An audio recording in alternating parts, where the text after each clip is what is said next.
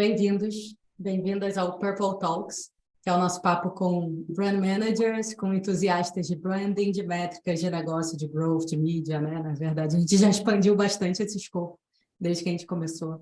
Eu sou a Guta Tolmasquim, a maioria de vocês já me conhece, CEO aqui do Purple Metrics. O Purple é um software que mede o impacto da comunicação de topo e meio de funil na intenção de comportamento do consumidor. Então, o que a gente consegue descobrir é por que a comunicação está funcionando ou não, nesse lado mais para marca, mais para awareness, e dar insights para vocês gerirem no dia a dia, tomarem decisões no dia a dia. E aí funciona instalando direto um software, então você instala direto nos canais próprios e ele vai rodar diariamente pesquisa de emoção, de intenção de comportamento, de atributo de marca. Tem várias empresas legais que já usam, tem o Banco BMG, tem a Log, tem a Linus, tem Gringo. Então, assim, são empresas que adoram monitorar diariamente os resultados das ações de marketing. E para usar o Purple Metrics, tem um site que é purplemetrics.com.br, simples, fácil. Clica no botão que o Lucas chama vocês para conversar. Vamos apresentar o nosso convidado de honra do dia, Thiago Picelli. É Picelli ou Picelli? Eu esqueci de te perguntar isso. Os dois transformas funcionam. Tá bom, o italiano em mim fala para pedir o Picelli, mas Picelli. Picelli. Vamos de Thiago Picelli. Então, Dois tá anos. Apaixonado por emotional branding, tópico que tornou seu foco de atuação depois de se graduar na SPM e concluir sua especialização em Community Management na McGill University, em Montreal. Thiago está no Google há quase 8 anos, como consultor de marketing para empresas em processo de aceleração digital e advoga por branding e awareness em toda a sua carreira, que nem a gente por aqui, ajudando profissionais a fazerem outras pessoas se apaixonarem pelas suas marcas. Então, Thiago, muito bem-vindo ao nosso podcast. Prazer ter você aqui. Obrigado demais por vocês me receberem, pelo convite, pela oportunidade de falar com vocês. Referência em branding, obrigado mesmo pela abertura, Guta, e quero que seja produtivo para todo mundo. Tomara que eu possa ajudar compartilhando alguma coisa que eu aprendi aqui nesses anos e aprender com vocês também. Com certeza tem muita coisa para aprender. Será produtivo.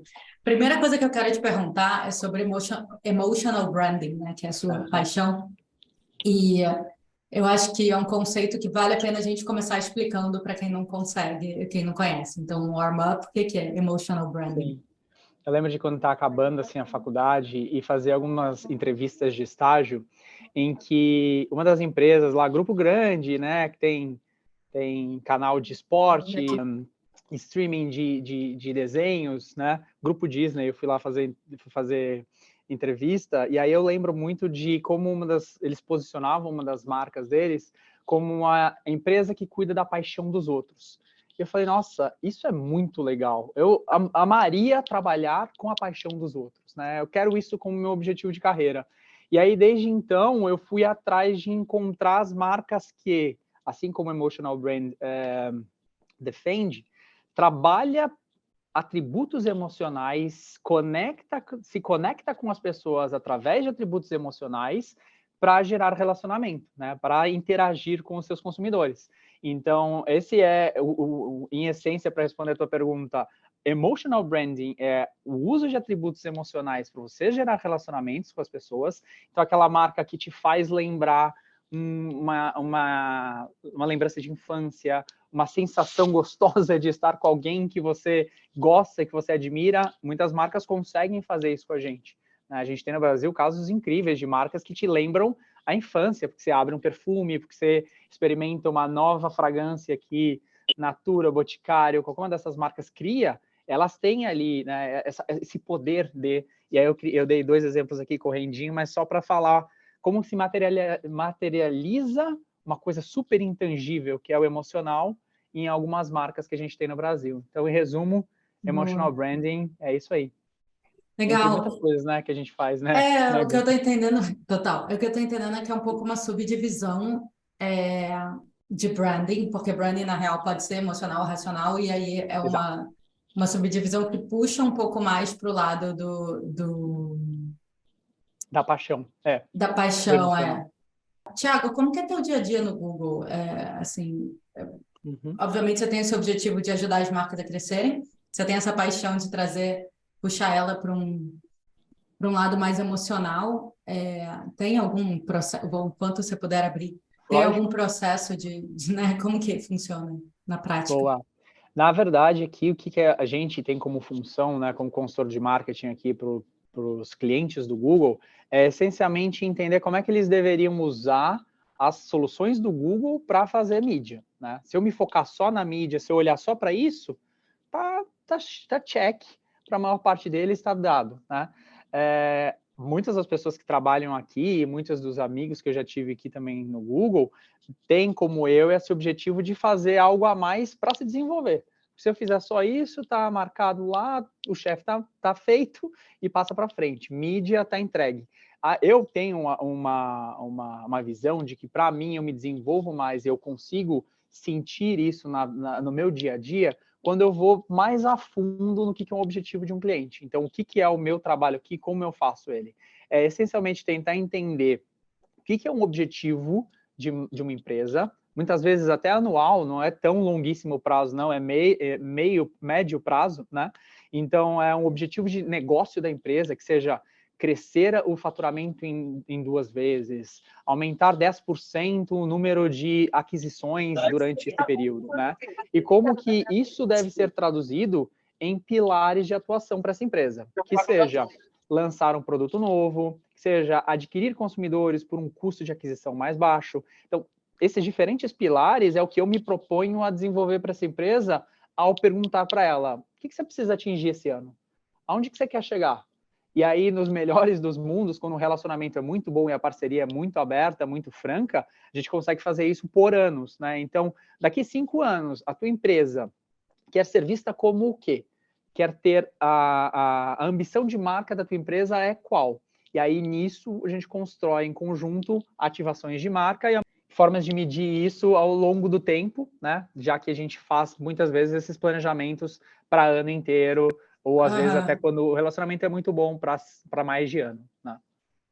Então, deixa eu entender, porque é interessante, a gente já fez esse papo ao contrário, né? Então, eu fui falar de branding com o time de vocês.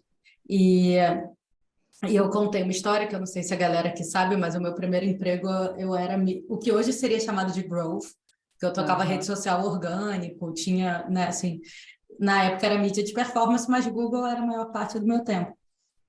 E as conversas, isso era 2008, então as conversas elas eram muito táticas, né? Assim, ROI, enfim, sei lá, volume de vendas, era bem nesse sentido, mas CPC, CPE e parava aí. Hoje, você acha que é uma mentalidade assim geral das marcas que compram mídia online, chamar assim, vai, todos os canais, de começar a pensar o que eu quero para minha marca no longo prazo e desdobrar, ou você acha que isso ainda é uma coisa mais avançada, sabe? É muito raro, muito raro. E aí, até para responder o teu ponto, né, de quem está olhando mais para o tático, eu tenho a vantagem de estar em um grupo em que eu tenho 2 pessoas que vão olhar muito para o tático, vão fazer isso acontecer, olhar para o ROI, garantir que o tático está acontecendo lá, e eu posso ter tempo para perguntar essas coisas, e principalmente para responder sua pergunta agora do está acontecendo isso ou não, não tá? As empresas em geral, e aí eu digo brasileiras e americanas também, precisam estar em um estágio de maturidade muito mais avançado para querer ouvir essa conversa, né? Para querer construir em conjunto esse planejamento, tá? Porque senão ele é reduzido a só mídia mesmo e fica nisso, sabe? Isso pode acontecer. E com o tempo, isso começa a... Porque o que eu tenho visto, inclusive em estudos científicos, a marca, ela baixa o custo que você tem que ter com mídia. Então, quando você vai só na mídia, você tem um boost de cara, porque você está chegando em pessoas que estão te procurando exatamente no momento de compra, mas esse é um mercado finito. E aí, com o tempo, você precisa estar passando essa bola redonda para essa mídia, para gerar mais, né, aumentar a quantidade de pessoas no mercado. Então, isso se esgota, bate num platô, você bota mais dinheiro, ele não sai na mesma proporção do outro lado, né? Então, assim, pelo lado aqui de branding é o que eu vejo. Você tem visto isso? Assim, como é que você vê no sentido de resultado das empresas que sim vão para... Você está nos Estados Unidos, então pode falar Brasil e Estados Unidos, das empresas que sim estão indo pelas boas práticas. Você tem visto exemplos desse resultado? Tenho sim. Até para trazer de volta aquele paradigma que você trouxe, né? Se a pessoa ficar olhando só para a mídia, né? Se a gente for olhar só para o tático, o que eu geralmente reduzo é só a ideia de que com performance você capta a demanda que já existe, e é o que você falou. Vai chegar no momento em que é platô, daqui não sobe, e com marca, ou até vamos mudar um pouquinho esse termo de marca, mas construção de awareness, né? Você está gerando mais demanda. Então, você nutre um funil novo para que aquele platô suba, né?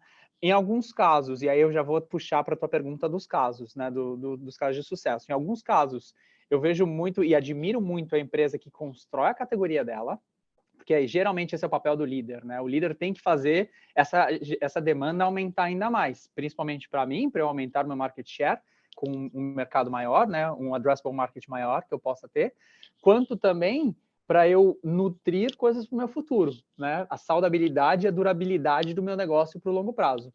Então, para responder a tua pergunta mais diretamente, tanto aqui quanto no Brasil, é uma conversa que eu, surpreendentemente, me decepciono em ver pouco, mas aqueles que estão maduros e que já conhecem mais de resultados de longo prazo, e aí não é um preconceito meu, mas é uma visão que eu, ao longo desses 8 anos, fui coletando. Geralmente, quem tem essa visão mais de longo prazo é uma pessoa mais sênior dentro da empresa, especialmente por um motivo. Ela está há muito tempo no mercado. Ela Então, já ela já viu, ela sofreu. já chegou lá na frente, né? Ela já sentiu isso acontecendo, sabe? Ela já fez um trabalho que gerou sustentabilidade para o longo prazo, né? Ela já participou, ou às vezes ela até estava num processo, né? Estava aspirando ser uma gestora, ser uma líder de uma empresa, mas participou desse processo que construiu uma marca de longo prazo. Então, geralmente, essas pessoas têm mais tempo de mercado, vamos reduzir assim, né? Elas acabaram já vivendo isso. Então, elas têm mais essa visão do impacto entre negócios, né? Na empresa, não só o que eu cuido aqui, só a minha área, só a minha caixinha, mas a empresa como um todo. Então, isso é o que geralmente eu vejo mais dando certo em casos. Aí eu não sei se você prefere Legal. que eu fale um outro caso ou não exponha nenhuma empresa aqui. Não, eu não sei quando você pode fazer isso, mas o que eu acho legal, deixa eu pontuar duas coisas. A Por primeira favor. é que eu acho que a gente falou assim, como que usa a marca para trazer resultado? E você falou uma coisa que é muito interessante. Quando eu amplio o awareness, eu amplio a quantidade de pessoas que podem me comprar. Então, eu estou jogando para cima o meu platô de performance, porque só performance uma hora bate numa saturação, na verdade, que nem qualquer mídia, né? Mas Uhum. então o awareness é o que consegue jogar para cima a quantidade de pessoas que poderiam talvez comprar o meu produto. Acho que essa é uma coisa. E a segunda coisa que eu achei muito interessante é as pessoas seniors que já passaram por mercados em alta, mercados em baixa, viram mídias crescerem, viram mídias caírem e viram o resultado, como ele é exponencial, né, com o passar do tempo, elas chegam mais prontas do que talvez até uma pessoa mais júnior tenha, inclusive, um interesse pessoal diferente. Porque se o meu interesse é ser promovida daqui a pouco, montar um case, ir para uma outra empresa, eu vou querer explodir aqui num negócio que vai me dar esse resultado de curto prazo. E talvez uma pessoa mais sênior, ela esteja uma visão mais alinhada com a sustentabilidade desse negócio, o crescimento desse negócio, e aí ela, enfim, acaba fazendo as apostas que vão bater no curto, mas também vão bater no longo. Vou só adicionar uma coisa que acho que tem a ver com isso que você falou, que muitas vezes o incentivo para cada uma dessas pessoas que está errado, né? Porque essa pessoa que, teoricamente, vamos entre aspas aqui, é a sênior, ela é incentivada, ela recebe para esse longo prazo, mas aí, em vez dela cascatear isso para o time dela, ela pede curto prazo, pede imediatismo, e aí colidiu. Uma coisa não está Muito conversando com a outra bom. direito, né? Eu já quero entrar em longo prazo, há duas perguntas, mas eu vou fazer uma antes. Tiago, você vê, eu quero falar da configuração de time. Então, Aham. eu me formei em 2011, 12, não sei, alguma coisa por aí, da faculdade. E estava começando a surgir a galera da performance, né? Que era um outro povo, um outro pessoal. Às vezes respondia a pricing, às vezes respondia meio que a engenheiros, né? Enquanto marketing era uma coisa de humanas, que não aprendia números. Então, teve um gap técnico, porque a gente não aprendia na faculdade os canais digitais. Então, você sabia o tradicional, você ia para uma agência tradicional, você fazia estágio numa agência de publicidade tradicional, e aí, para você operar performance, você precisava de alguém com uma outra formação. Eu Uhum. acho que hoje já deu tempo das pessoas de branding aprenderem um pouco mais de performance, de resultado, de performance, aprenderem um pouco mais de originação e como que gera demanda, etc.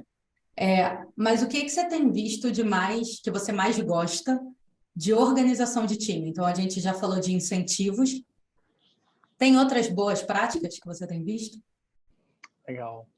Eu vou te confessar que eu vejo muito ainda essa distinção de grupos, sabe? Eu via isso no Brasil e eu falava, gente, parem com isso. Por que o time de marca tem um objetivo diferente do de performance? Não, não, não, sabe? Mas não era gente que influenciava, né? Acabava vindo dentro da estrutura hierárquica, acabava vindo dentro da própria empresa isso. Eu já vi, e aí eu vou confessar que esse foi um dos momentos mais eurecas que eu já tive, empresa em que o marketing, teoricamente, ele poderia ser traduzido em um departamento de stakeholders, em que tem pessoas que vai cuidar mais do da ativação de curto prazo e das ativações de durabilidade, sabe? Então, o que eu quero dizer com isso? Eu tenho um mesmo núcleo, um núcleo duro, né, de pessoas ali que vão trabalhar em frentes complementares, mas elas sabem as coisas todas juntas. A minha esse grupo, né, trabalhando todos em conjunto para uma única pessoa que olha a marca, que olha a venda de curto prazo, era muito mais coordenado, era muito mais fácil garantir que tudo isso acontecesse, sabe? Aí o problema nisso, tá? Era tão raro porque a empresa tinha 99% das vendas dela, não estou abrindo ninguém aqui, mas 99% das vendas da empresa em loja física. Então, o que eu precisava fazer, né? Eu, como gestor dessa empresa, precisava levar a gente para a loja. E como eu levo gente para a loja? Construindo a minha marca, falando sobre ativações de curto prazo, né? De preço, de desconto, né? Esses triggers rápidos, né, de compra. E não era tanto a performance que, por exemplo, um engenheiro ia olhar lá nos micro detalhes se a mídia está entregando ou não, se o e-commerce está indo ou não, era tráfego para a loja. Vamos lá. E lá a gente mede, porque no fim das contas, estou medindo, né? Está vendendo ou não. Esse é o indicador. Legal isso, quando você coloca todas essas pessoas com uma mesma estrela guia, KPI, OKR, chame como quiser, Uhum. e aí todas elas têm o mesmo objetivo de gerar a venda, tráfego para a loja, o que quer que seja, Elas são mais coordenadas em fazer coisas complementares, em né? se Com o mesmo objetivo. complementar. Aí eu vou chegar. Eu sabia que isso ia levar a gente ao longo prazo. Vamos lá. Uhum. Aí, o que que a pessoa de branding, que foi educada, né, pelo mercado tradicional de branding, né, como foi meu caso no passado, vai falar assim: mas como que você vai botar a meta de venda na marca? Se eu vou fazer uma ação de marca e ela é longo prazo, então a venda não pode ser minha responsabilidade porque eu estou fazendo uma coisa que é no longo prazo. Uhum. É, como é que você responde essa pessoa? Eu tenho casos muito fortes. A gente viu junto, todos nós, tá, gente? A gente passou por uma pandemia muito complicada, né? A gente viu todas as companhias aéreas fechando, né? Quem aqui não conhece 1, 2, 3 milhas, né? Em quanto tempo esses caras não fizeram a marca deles? Durante o caos, né? Então, eu tô falando desse caso porque, para mim, é o exemplo mais claro de quanto é rápido construir marca, sabe? Você, do nada, vê uma marca e ela passa a ser referência para muita coisa, com vários elementos de marca, né? Com musiquinha, com atributos funcionais, que foi um pouco do que você falou, né? De que não é só o emocional, o atributo funcional de que é 50% mais barato do que qualquer outra, que você vai encontrar diferentes destinos, está construída a categoria. Então, ali eu estou dando esse exemplo porque eu achei tão incrível o quanto que se consolidou uma categoria nova dentro de um mercado que já existe, né? Que é comprar passagens mais baratas pelo mecanismo lá das milhas deles, que foi construído durante uma pandemia. Assim que abrir tudo, gente, voltem a viajar. A gente sabe que as pessoas vão querer viajar depois de tudo isso, né? Foi feito nesse período, né? Então, para a tua pergunta do, poxa, gente, vai demorar muito?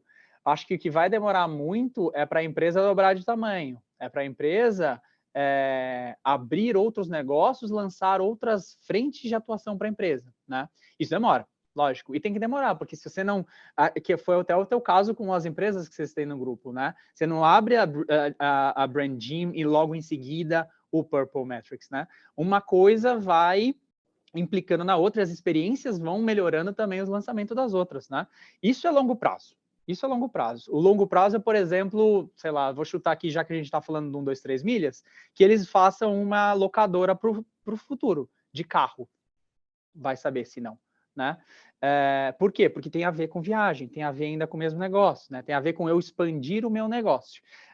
Para uma empresa que está querendo resultado de curto prazo, sei lá, de imediato prazo, se você não constrói a sua marca, se você não tem credibilidade e consideração criada com as pessoas, é difícil que qualquer estímulo que você crie de promoção, de venda, realmente resulte em resultados, em vendas significativas, né? Você pode ter ali suspiros de vendas, né?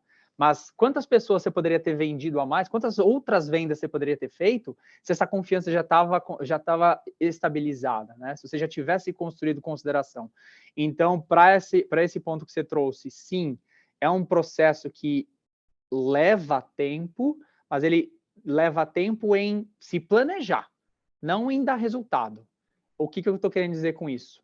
As pessoas que param, tomam tempo, criam uma ideia de durabilidade para gerar resultados por muito tempo, elas conseguem, as empresas que fazem isso, né, não só pessoas, as empresas que fazem isso conseguem tanto resultado de imediato quanto de longo. Tá? Acho que é isso que falta, Eu sabe, gosto. Guta? Desculpa te Sei. cortar. Eu que te cortei, desculpa. Eu gosto muito desse conceito de durabilidade, porque a ideia de longo prazo, ele acontece só no futuro, então eu tenho que esperar. Então, o que você está me dando é uma solução, porque deixa eu voltar aqui a conversa para a galera que está ali lavando louça e ouvindo a gente, né? Voltar aqui para cá. A gente tem um problema hoje no marketing que leva a mídia de performance a atingir um platô, que é não trabalhar awareness, não trabalhar topo de funil. Então, você está só pregando para convertido, né? Você está só trabalhando aquelas pessoas que já têm alguma emoção com relação a você, alguma intenção de comportamento com relação a você, que estão dispostas a interagir no momento da compra. Como que a gente resolve isso? Integrando o time, né, e trazendo branding para junto de performance, trabalhando toda a jornada de topo, de meio, de fundo de funil, de awareness, de marca, pensando já no resultado e alinhando o objetivo. Então, eu quero pegar as pessoas de branding, o objetivo delas também é venda, e as de performance tem que ser essa venda ao longo do tempo, não só no mês que vem. Exato. Beleza. Só que como que eu resolvo isso se existe uma diferença de forma de pensamento? Mudando a minha forma de pensar, porque não é que branding é longo prazo, é que branding é mais durável. Então, performance talvez seja um tiro mais certeiro, que você bota dinheiro e traz dinheiro, mas que não escala depois de um certo ponto, se você não tem um investimento mais durável, que é o de branding, que tem a capacidade de começar a trazer resultado agora, mas continuar trazendo resultado ao longo do tempo e destravando essa mídia de performance de chegar num platô. Exatamente. Resume bem. Muito, muito. Concordo, ótimo, eu repeti suas palavras. Uma coisa que até me veio quando você estava falando sobre isso, né? Porque tem um senso comum de que vai fazer coisas de curto prazo e é resultado imediato, né? É garantido de resultado, né? E aí, uma resistência que eu ouço muito aqui é a gente não faz awareness porque isso pode impactar ou é mais custoso e aí por isso eu não vou fazer para não impactar aquilo que eu preciso garantir agora. Já tem demanda para mim, eu só preciso chegar nesse platô, né? Só que muitas vezes não antecipa. Mas tem uma coisa que é o seguinte, como que o emocional das pessoas, como que a relação de vínculo funciona? Por que marca vende? Por que eu compro Vans? Eu compro Vans porque eles representam um conceito de coisas que ativam o meu emocional, né? Você mesmo sabe, emotional branding. E isso gera em mim uma intenção de compra. Então, eu compraria, eu prefiro, eu vou provavelmente olhar na Vans antes de olhar em outra marca.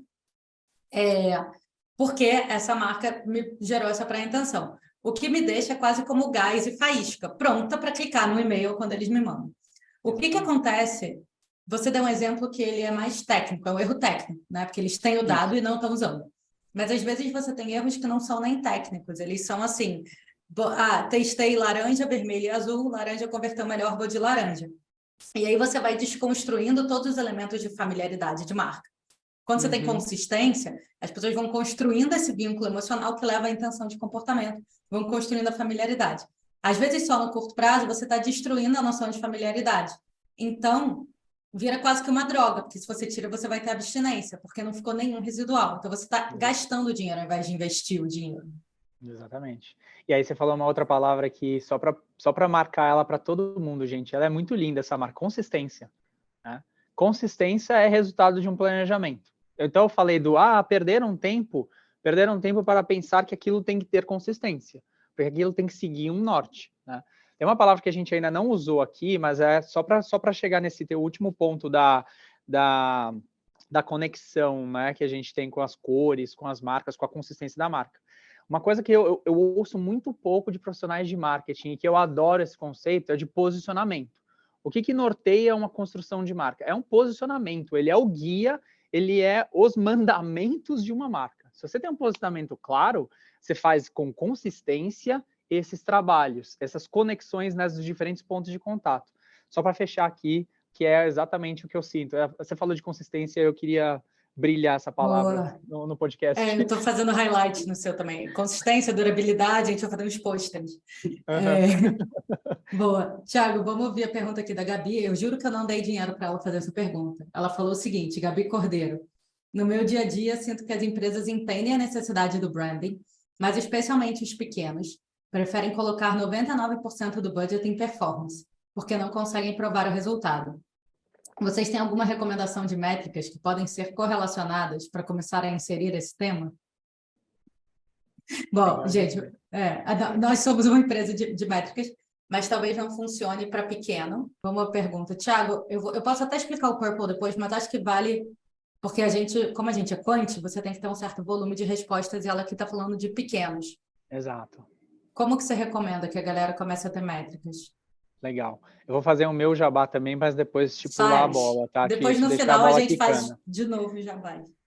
Gabi, uma coisa que eu acho muito importante que qualquer pessoa pode acessar e que dá pelo menos um referencial do que é construção de marca ou não, Google Trends, ferramenta aberta, você joga lá o termo e por mais que ela não te traga lá o volume total de quanto que é a busca pela sua marca, vai ter um indicador lá de que esse mês foi 90, o outro mês foi 100, esse mês está 90, 90, 80, vai caindo, tá? Então, ou seja, você tem alguma coisa para mapear como está acontecendo isso. É um extrato de o que é a busca no Google mesmo feito pelas pessoas. Para mim, isso e a gente tem aqui internamente, estou falando disso porque a gente aqui no Google tem internamente esse dado cru. Então, imagina que eu consigo ir olhar lá no Google, Guta, e ver quantas vezes buscaram pelo teu nome no Google por mês, tá? Tem essa ferramenta aqui interna. Vamos conversar sobre isso. E é um ótimo referencial para a gente ver, pelo menos para a sua marca, né? Vamos usar aqui a marca Guta, quanto que ela está movimentando ao longo do tempo, né? Crescendo, subindo, estão buscando mais, estão buscando menos. Para as marcas, isso é essencial. Eu chamo isso de interesse por marca. Brand interest. Então, eu faço esse tracking para os meus clientes falando, poxa, o que está acontecendo que a sua marca tem 3% menos interesse do que o ano passado, mas todos os concorrentes que você me falou aqui crescem. Alguém está gerando mais interesse do que você, tá? Então, aí uma coisa muito legal coloque os concorrentes juntos também nessa busca pelo Google Trends. Você vai medindo ali quem tem mais interesse, quem tem o segundo. É quase que um medidor, mas é quase o mais paralelo que eu posso fazer de um medidorzinho de awareness, né? Porque aí a gente transforma isso em interesse. Mas você vê, é isso que a galera chama de share of search, por exemplo? É isso. Porque tem estudos que falam que o share of search, ele antecipa market share. Isso, exatamente. Mas aí não pelo Google Trends, né? E aí a gente tenta aqui dentro, com os nossos engenheiros, analistas aqui, fazer essa correlação entre quanto que o market share vai ser impactado por ele. Exatamente. Você quer falar de brand lift, talvez? Então, esse é um outro que eu acho muito legal, o Brand Lift, para quem ainda não conhece, eu vou falar muito rápido aqui, porque não é muito para ser jabá, não, mas ele é uma pesquisa que é atrelada ao investimento de mídia em vídeo, que quanto mais pessoas você impacta. Vocês já, todos nós já pulamos aqui pesquisas ali no YouTube perguntando qual dessas marcas você lembra de ver anúncio online, qual delas que você conhece, qual delas que você considera ou tem maior favorabilidade. Eu gosto de ler esse relatório com os meus anunciantes, com os meus clientes, para entender qual que é a base deles. Se a pergunta é para awareness, quantas pessoas que não viram teu anúncio aqui responderam, qual que é o percentual que responderam que te conhece? Na próxima vez que a gente rodar isso daqui, uma outra onda, eu quero que isso daqui seja maior, porque aí sim a gente atinge o objetivo de awareness. Awareness não é, uma pessoa que viu, lembra de você e outra não. Awareness é eu constantemente fazer mais pessoas conhecerem a minha marca, né? Porque, essencialmente, para a mídia, a gente tem duas alavanquinhas, né? Que é a do alcance e a da frequência. Se eu faço mais frequência, eu alcanço menos pessoas. Se eu faço mais frequência, se eu faço mais alcance, eu faço menos frequência, eu repito menos a mensagem, mas pode ser que para algum objetivo do tipo encontrar mais pessoas, gerar mais demanda, eu precise de muito alcance, muito dessa alavanca aqui. Resumindo tudo isso, então eu olharia muito para esses platôs de marca. Já que a gente estava falando muito do platô de performance, vamos aumentar o platô da marca. Esse é o fator que muda mesmo o awareness, né? Mas, aí eu volto para você, com o Purple Metrics a gente consegue ter isso mais regular, né? Porque esses dados que eu estou falando são muito quantitativos. E o que vocês fazem é trazer quali, né? A gente mede intangibilidade com quali, né? Exato. Então, assim, a nossa tese é de que tem informações que estão dentro da cabeça da pessoa. Então, lembrança é uma delas, que é muito atrelada a uma campanha, né? Porque você rodou alguma coisa no YouTube, onde quer que seja, e as pessoas estão lembrando. Mas tem comunicações que não são feitas, por exemplo, a Vans patrocinou um skatista. Eu não preciso comprar nada no dia seguinte, né? Tipo, você vê um debate eleitoral, você não precisa votar. Você não necessariamente vai postar nada no WhatsApp. Então, tem tipos de comunicação que não requerem nenhum tipo de ação. E aí, por isso é tão difícil de medir e dá a impressão de que não gera nenhum resultado, porque ela não é diretamente conectada a uma venda. Então, a gente entende que essa informação está dentro da cabeça das pessoas, e a forma de extrair é com pesquisa. Só que o que a gente faz é transformar esses dados, que são qualitativos, porque não são sentimentos, em quantidade. Então, a gente instala dentro do site e via e-mail e fica fazendo perguntas diariamente. Então, a gente tem uma noção da emoção, da intenção de comportamento e de atributos de marca. Mas eu também acrescentaria que vale a pena, se você é muito pequeno, que eu acho que foi a pergunta da Gabi, vale ter um olhar qualitativo, sim. Então, assim, não é quantas menções teve em PR, menções dentro do público, dentro do tier 1, 2 e 3 de imprensa que você quer atingir. É comentários dentro do teu perfil demográfico, ou é comentários em rede social dentro de um tema específico, supondo que a comunicação é mais em rede social. Às vezes tem SEO que pode entrar nessa história. Então, acho que tem, por exemplo, você é citado em outros lugares, então acho que tem algumas coisas que talvez dê para link building, sei lá, que dê para você incluir nessas métricas. Muito legal. Concordo plenamente. Até por um último spoiler aqui, para já fechar essa, você vai passar para outra. O futuro da mídia digital é dado primário. Dado primário é dado que você, empresa, domina. Ou seja, você sabe que aquele grupo de 100 pessoas são seus melhores consumidores, tenta replicar aqueles 100 pessoas. É isso que qualquer mídia, Meta, Google, TikTok, Pinterest, Globo, lookalike. Você vai atrás daquilo e você alimenta essas ferramentas com essa tua informação, ou você está ao Deus dará, ao sorte de ser aquilo, sabe? Se você tem isso muito bem trabalhado, faz que a Guta falou, pergunta para essas 100 pessoas, poxa, põe teu time de marketing para fazer isso qualitativamente, se você é muito pequeno, melhor coisa que você pode ter na vida. Total. E quando grande também, né? A gente nunca deveria perder o quali. Verdade. Vamos para o Leonardo Aragão Pimentel, que perguntou o que a gente acha dessa onda do self-reported attribution. Então, que é tentar fazer uma atribuição, não pela atribuição de clique, parâmetros e modelos de marketing mix, mas de perguntar para as pessoas se ela lembra a primeira vez que ela te viu ou qualquer coisa assim, para tentar pegar o início da jornada. Vocês têm feito isso aí? A gente não tem feito isso aqui. Eu acho que isso é um caminho também que muitas empresas têm tentado fazer para desvencilhar-se dos investimentos de mídias dela, né? Então, como é que uma empresa fala, eu tenho atribuir à minha marca, né, um papel que ela de fato teve, mas que ela pula todos esses caminhos de interação e de digital, né? Google, orgânico, o que quer que seja, rede social. O que eu acho, Leonardo, é que isso é muito valioso, de novo, para o sentido qualitativo, de você entender aonde que a pessoa lembra, às vezes é só uma percepção, isso é muito legal de pesquisa, às vezes é só uma percepção de que ela lembra de você ou de um concorrente seu. Às vezes você fala, meu Deus do céu, eu fiz tudo isso, uso rosa, essa é a minha identidade, lembrou do concorrente. Bum, quebrou. Mas é bom saber isso para ver se, isso tá, se essa atribuição quantitativa, que é o que as mídias entregam, é real ou não. Tá? Então, eu acho que ela é complementar. Ela não é a única que deve uma repor a outra, né? Se sobrepor a outra, mas é útil. Eu não vou falar para você que ela é inútil, não acho. Eu não tenho opinião formada ainda. A gente está estudando isso agora, a pedido de, inclusive, uma mídia que é bem presente em topo de funil, e que provavelmente cria um forte vínculo de marca. Assim. E a gente começou a olhar. Mas a gente ainda está com mixed feelings na Yoko, que é quem está vendo isso. Porque, assim, você pode fazer o marketing mix modeling, né? E descobrir quanto por cento da tua venda é por conta da marca, e aí usar o Purple para descobrir por que esses 8% é por conta da marca. Você fez esse tipo de comunicação e a identificação subiu. Então, teoricamente, você não precisaria saber o que teve mais vínculo na resposta dela. Por outro lado, você juntar todos esses dados é um inferno, né? Então, talvez seja um corta-caminho. Então, a gente ainda está pesquisando, eu não consigo te falar. Mas eu estava mais animada no início da pesquisa, eu confesso. Sabe uma coisa que me veio aqui agora? Eu acho que, de novo, né? Por que eu acho que as empresas estão cada vez atrás disso? É de tentar ir enxugando, né? Tem uma sensação muito grande que eu preciso enxugar alguns lugares, quando na real, né?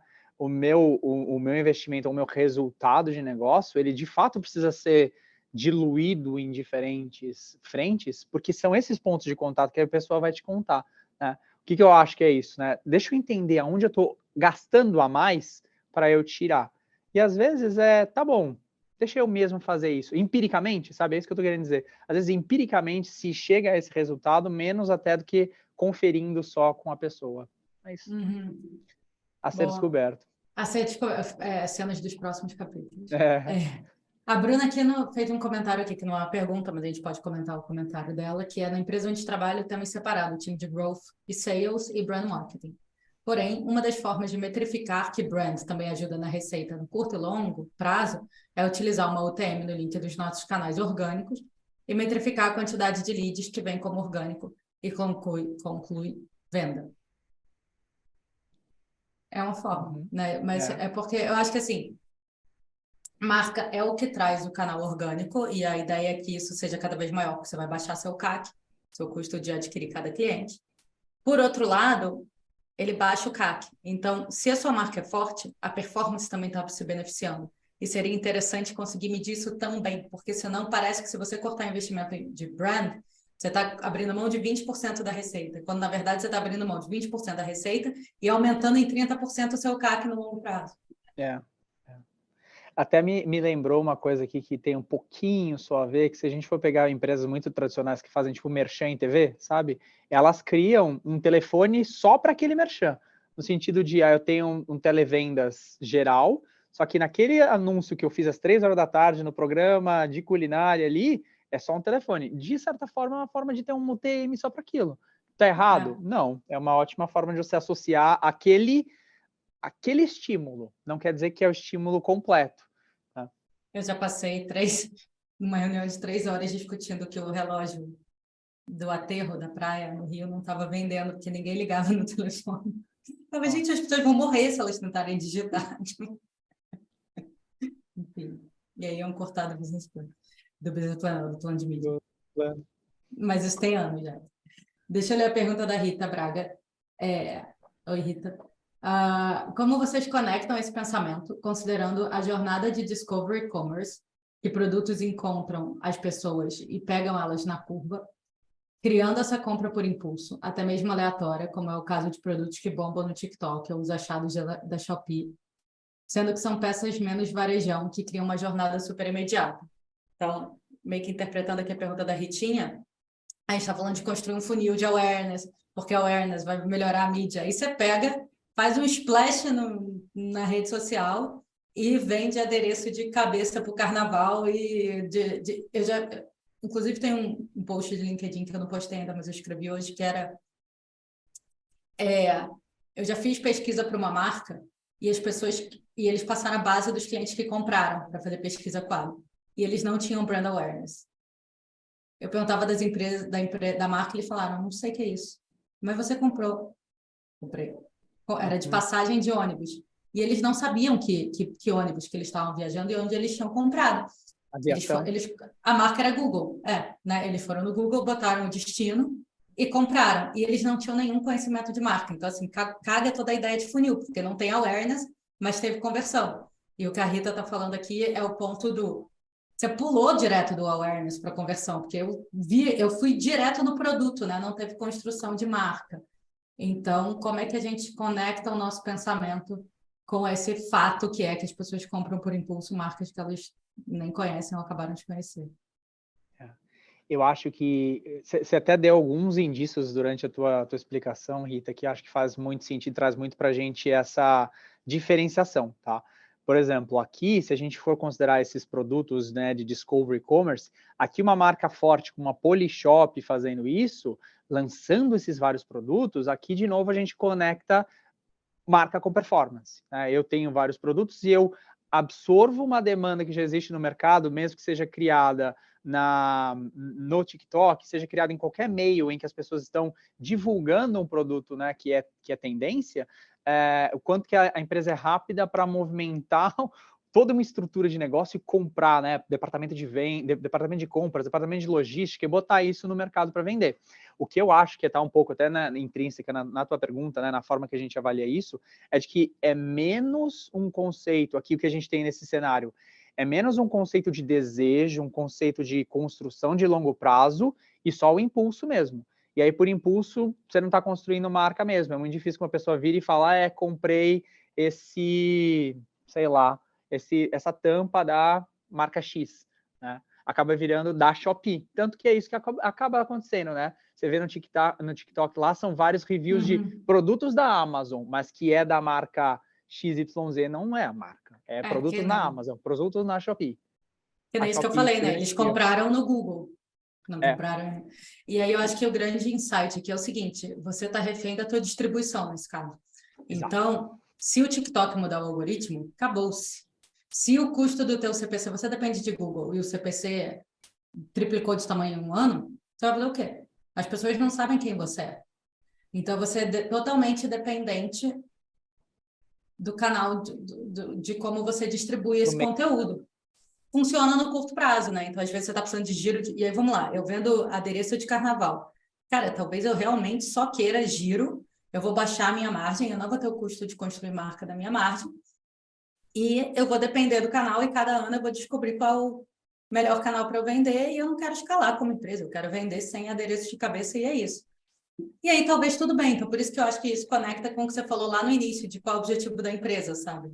Exato. Desculpa, só fazer um último ponto sobre isso da Rita. Se você trabalha com varejo, Rita, uma empresa de varejo especificamente, o único ponto de atenção que tem a ver com isso aí é de tomar cuidado se o marketplace não é esse teu meio, né? O Mercado Livre, a Amazon, a Shopee, todos eles, né? Se não é esse meio que, assim como o TikTok, está te gerando volume. Porque é isso que a Guta falou. Passou a tendência, passou o meio mudou a forma de entregar teu produto, sua marca nunca foi conhecida. Foi o produto da Shopee, foi o produto do Mercado Livre. Comprei no Mercado Livre, não na empresa que você trabalha. Ô, Tiago, pergunta do Pedro Leal. Você enxerga a possibilidade de agência de publicidade auxiliar acho que essa pergunta vai ser mais para mim, auxiliar as empresas no posicionamento de branding, sem ser necessariamente uma agência focada nisso, e sim 360? Hoje estou em uma agência onde tento convencer meus chefes a nos capacitar a vender esse serviço para os clientes, o que é um outro desafio. Você já viu isso acontecer? Entender como possível, mesmo a agência estando fora da empresa, como poderia acontecer esse processo? Vou eu, né? Bom, Como alguém que já foi CEO de uma agência de branding. O que eu acho, Pedro? Qualquer coisa que vira um outro business, ele tem, falando agora como founder, como empreendedora, qualquer coisa que é um outro business, ele dá um trabalho do caceta para você conseguir fazer. Então, é um outro time. É isso mesmo que você viu, uma outra habilidade de venda. Eu preciso me capacitar a entregar, eu preciso me capacitar a vender. Faz sentido a curva de aprendizado? Porque talvez faça sentido você ter um parceiro que você, com o tempo, vai criando sinergia e vocês trabalham juntos, que tenha capacitação e esse processo vai ficando super fluido ao longo do tempo e ninguém precisa sair do teu modelo de negócios. Então, eu sempre tendo aí para não ter que reinventar a roda. Mas, se por alguma coisa de objetivo de negócios faz sentido para a empresa ter essa unidade de negócios, porque trava a concorrência, né? Tipo, as empresas de branding estão querendo entrar em comunicação, alguma coisa nesse sentido. Se for um movimento estratégico, eu acho que faz. Se for uma coisa da entrega, eu tentaria achar alguém para construir uma sinergia e um processo que faça sentido e que a bola chegue redonda para vocês, porque eu entendo que muitas vezes as agências de branding ficam elucubrando e não aterrissam. Então, achar, por exemplo, a Branding tem essa pegada, né, de fazer tudo bem em vida real. Então, achar alguém que passe a bola redonda para vocês me parece mais fácil do que montar uma unidade de negócio e assumir o risco num mercado que está em downturn, sem conhecer nada. Eu diria isso. se eu tiver só uma coisa para adicionar aqui, eu já vi muitas agências em que o modelo de negócio, de novo ao ponto que a Guta trouxe, o modelo de negócio dela era favorecido por trabalhar e vender essa expertise, né, de construir marca, aí sim ela entregava tudo isso. Né? Aí ela tinha um Exato. grupo, tem um volume de pessoas que você precisa contratar, você tem que ter um departamento de planejamento inteiro só para isso. É um outro negócio mesmo para ser pensado para a empresa. Bem difícil de ser A decisão de tirado do zero. negócio. Isso.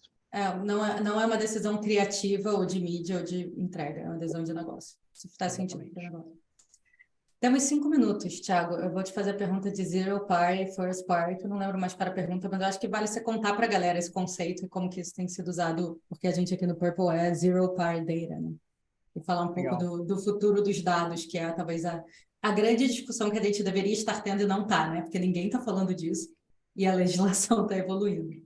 Sim, Nesse quesito, não sei se todo mundo tá familiarizado com os termos, Zero Party Data seria, aí você me corrige também, tá, Guta? Mas Zero Party Data seria aquela informação que eu intencionalmente passo para a marca para que ela personalize para mim o que é o produto que eu tenho aqui, que eu quero, né? O que ela vai me entregar como produto. Se você falar o seu número de sapato para Vans. Exato. O First Party Data é aquele dado que a Vans tem de que eu comprei 2, 3 vezes com eles no último ano. Então, ela sabe que eu gosto do Authentic e gosto do Old School. Então, beleza. Como é que eu posso... observável, né? Ela viu o seu comportamento, ela consegue ver isso sem você ter que falar.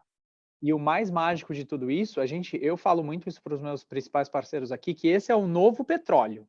Dado é o novo petróleo. Então, falaram da Salvi aqui. A Salvi, assim como várias outras empresas nesse mesmo modelo de negócio, né, do direct to consumer, né, essa empresa que ela faz o produto e ela também é o canal de venda do produto, quando elas se diferenciam muito bem é porque ela sabe que aquele grupo de pessoas, o meu First Party Data e o Zero Party Data que eles dividiram intencionalmente comigo, com intenção comigo, vai me trazer um diferencial competitivo com uma marca maior, porque eu vou personalizar isso para ela. Esse é o fator-chave para muita empresa, tá? Então, o que eu trago como minha perspectiva aqui do meu lado do Google quando eu falo sobre esses dados? Isso vai mudar o jogo até 2025. Se isso não estiver bem feito e conectado com todas as suas mídias até 2025, as empresas que não passarem disso não conseguem fazer direito mais mídia, tá? Por quê? Porque a gente está indo para um mundo sem cookies, né? Em que Google, Facebook e todos os players digitais não vão usar os dados de terceiros para divulgar anúncio. Por quê? Por causa da privacidade do usuário. Eu não quero que a Guta, porque ela vê o UOL, ela assina não sei o quê, seja impactado com Vans. Mas sim porque a Vans sabe que perfis iguais a Guta precisam ou gostam dos modelos dela, tá? para menos um o Google exemplo, né? faz Assim, isso não, ainda.